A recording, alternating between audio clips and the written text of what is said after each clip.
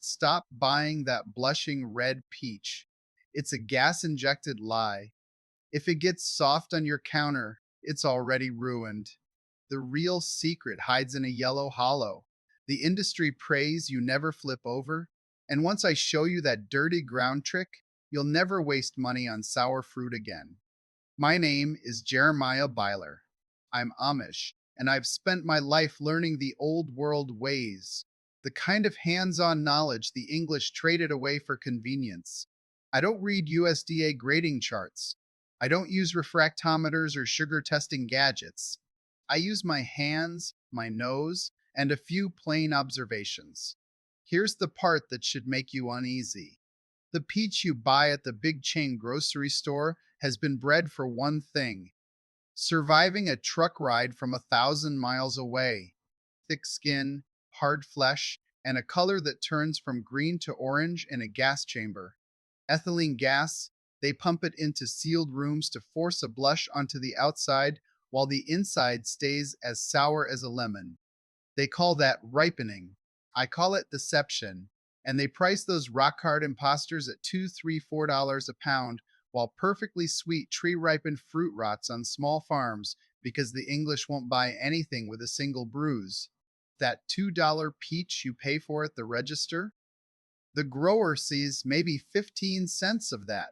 The rest is swallowed up by shipping, warehousing, and glossy marketing budgets that plaster farm fresh labels on fruit that's been sitting in a cold locker for 2 weeks.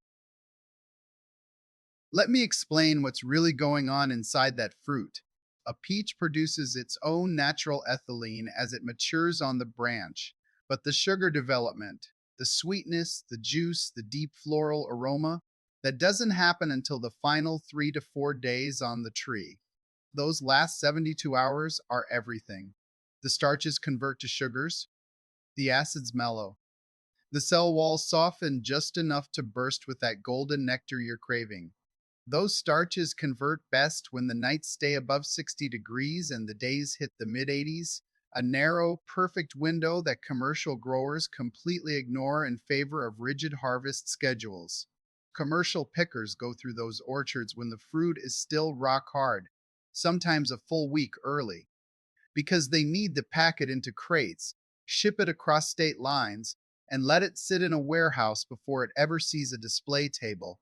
By the time it reaches your kitchen, that peach has been off the tree for 10, 12, even 14 days. The sugar's never fully developed.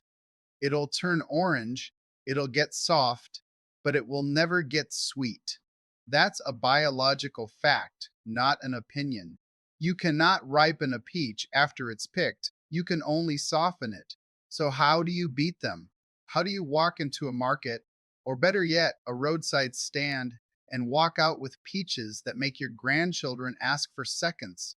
I'm going to give you 5 tests, and not one of them costs you a dime. I start with the ground, that dirty trick I mentioned. If you can, look beneath the tree or the display. A peach that's truly ripe will drop on its own or with the gentlest twist. Commercial pickers grab and yank. That tears the stem. And that matters because the stem cavity is where the truth lives. When that peach hits the ground, the tree cuts off its water supply, and that fruit spends its last moments concentrating every bit of natural sugar it has into that golden flesh. The best peaches I've ever eaten came off the ground an hour earlier, still warm from the sun, with only a tiny soft spot I cut away. That's the gold standard. If you're buying from a stand, ask the farmer, did these fall natural or were they pulled? Watch their eyes. That tells you everything. And don't let a small bruise scare you off. A fallen peach with a single soft mark is worth 10 unblemished rocks from a crate. Next, I flip it over. Pick up a peach and turn it upside down. Look right where the stem meets the fruit. That yellow hollow they pray you never see. Walk through any big chain store and you'll notice they always place them down in those foam trays. That's not for stability, that's a deliberate trick to keep you from flipping them over. That little cavity should be golden. A deep, creamy yellow, even a touch of amber if it's a freestone variety. If that cavity is greenish or pale white, that peach never got its full time on the branch. Set it back down. I don't care how big it is or how pretty the red blush is on the side. That green stem well is a guarantee of sourness, plain and simple. That hollow is your non negotiable truth teller. And if you're handling a white fleshed variety, the rule still holds. The gold just leans more toward a pale champagne than a deep butter, but the green is still your sworn enemy. Then I bring it up to my nose. Not just a quick sniff, but a slow, deliberate breath through your nostrils. A ripe peach has a scent that punches right through to the back of your throat. It smells like a peach should smell, floral, honeyed, with a hint of that almond-like pit note underneath, almost like honeysuckle on a warm evening. If you smell nothing or only a faint grassy green scent, that peach was picked too early. It never developed its essential oils. You could leave it on your counter for a week and it'll never smell like that. Smell is not optional. Smell is the proof. Trust me on this. If your nose doesn't light up, neither will your taste buds. After that, I cradle it in my palm. I see people squeezing peaches like they're testing a melon, and that's how you end up with bruises and broken flesh. You don't press with your fingertips. You cradle the peach in your whole hand gently and apply the lightest, slowest pressure with the base of your fingers. You're feeling for a gentle spring, not a squish. That spring comes from the flesh underneath, not the skin. If the skin itself starts to crack or wrinkle, you waited too long. A proper ripe peach will yield about a quarter inch of give, and then it holds firm. If it caves in like a marshmallow, it's overripe and mealy. If it's as solid as a baseball, it's not ready. The sweet spot is that subtle compromise, firm but forgiving. And here's a trick my grandfather taught me. Compare two peaches of the same size. The heavier one is juicier. Weight equals water content, and water carries the sugar. Always pick the heavier of two that pass the other tests. That extra ounce of weight is pure nectar waiting to run down your chin. Finally, I check the color, but not the way you think. The English fixate on that red blush. They'll pass over a yellow-green peach with no blush at all, and that's a mistake that costs them every time. The blush is just sun exposure. It tells you nothing about internal sugar. The real color to watch is the ground color, the background between the blush streaks. That should be a warm, buttery gold, not chartreuse, not pale cream. Gold means maturity. Gold means the starches had time to convert. Gold is your true signal. Ignore the showy red. Chase the humble gold hiding underneath. Now, once you've picked your peach and brought it home, here's what you do. Don't put it in the refrigerator. The cold shuts down the remaining enzymatic activity and turns the flesh mealy within a day. Leave it on your counter, stem side down, for 12 to 24 hours if it's still a touch firm. And if you've got several, never stack them. One layer only, with space between each fruit. They breathe ethylene gas, and if they're packed tight, they'll over-ripen and rot before you can eat them. Give them room to breathe, and they'll reward you with perfection.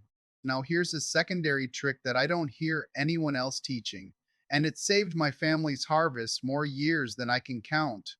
If you end up with a peach that's got a nice color, a good stem cavity, a decent smell, but it's still a little stiff, you can speed that last bit of softening by placing it in a clean paper bag with a single apple. Not a plastic bag. Paper. The apple releases its own ethylene in a concentrated space, and that gentle bump will push that peach to its peak in about 18 hours. But you check it every 6 hours because once it turns fast. I've lost half a bushel by leaving them overnight. That's the old way. Attention, not gadgets. I remember one year I rushed it, left a whole batch with 2 apples, and woke up to mush, patience, and vigilance. That's what separates a good harvest from a wasted one. And here's another one: save the pits. I know that sounds odd, but a dried peach pit cracked open with a hammer gives you a kernel that tastes like bitter almond. You can steep that kernel in vinegar for a week, and you've got a natural, fragrant cleaner for wooden cutting boards that the English pay $20 a bottle for. But that's a lesson for another day. Let's talk about what's at stake here, because this isn't just about a piece of fruit. The average English family spends $40 to $60 on peaches over the summer months. And I'd wager half of that goes into the trash because those peaches never sweetened, or they rotted from the inside out because they were forced ripened and broke down unevenly. That's $20, $30 you could have kept in your pocket, and more than the money, it's the experience. When you bite into a peach that was picked at the right moment, that juice runs down your wrist, the flavor hits every part of your mouth, and you remember why God made that fruit in the first place. The commercial industry has stolen that from most folks. They've normalized tasteless, woody, watery peaches as good enough. They've convinced you that a beautiful peach is a sweet peach, and they profit off that lie by shipping millions of pounds of substandard fruit at premium prices. The big growers, the distribution conglomerates, the grocery chains, they know exactly what they're doing. They gas them, they polish them, they set them under warm lights to fake that golden glow, and they dare you to complain. But you don't have to play that game. You have the knowledge now, and that knowledge is your weapon against their deception. Here's what I want you to do this weekend. I want you to take this list with you, write it down, or save it in that pocket computer you carry. And I want you to be the person at the market who knows more than the vendor. First, find a local orchard or a roadside farmer's stand. Skip the big box. If you can't find one, go to the produce aisle and pick the least bruised, locally sourced option you can, but always ask the clerk when they arrived. If they hesitate, you have your answer. Second, turn every peach you're considering upside down and check that stem cavity. Reject any with green or white inside. That's your non-negotiable line. Don't cross it. Third, bring each candidate to your nose. If you can't smell it, put it back. I don't care if they look at you funny. Smell is truth. Fourth, palm test the finalists for that gentle, springy weight and always choose the heavier one of two equal sizes. Fifth, when you get home, arrange them in a single layer on your counter, stem side down, and give them one day before you eat them, unless they're already so fragrant you can't wait. In that case, enjoy them immediately and thank the Lord for a small mercy. And don't just grab and go. Spend 5 minutes talking to the farmer or the stand attendant. Ask them what variety they're selling and when the first heavy drop happened this year. A real grower loves that question, and they'll point you to the best box on the table. Do that for one summer, just one, and I promise you, you'll never look at a grocery store peach the same way again. Now, I've got a whole other method for plums and nectarines that follows the same principles, but the timing changes because their skins are different and the sugar curve is shorter. That might be a good conversation for next time if you're interested. But for now, I'd like to hear from you. Go out this weekend and try this old method. Then come back and tell me, was your peach as sweet as you remembered? Or have you been buying imposters all these years? Leave a comment below, and I'll read as many as I can. I'm Jeremiah Byler, and that's the old way of knowing what's real. Trust me on this.